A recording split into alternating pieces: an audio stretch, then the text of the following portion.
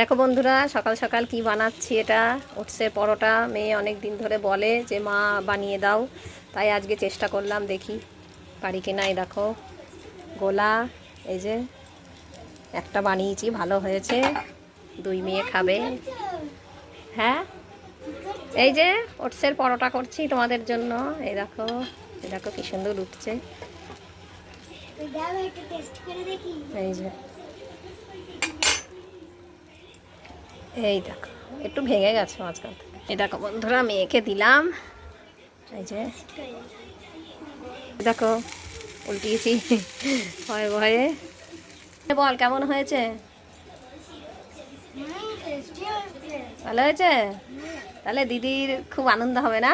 দিদি এসে বলেছে যে আমি যেন এসে দেখি। ভালো হয়েছে?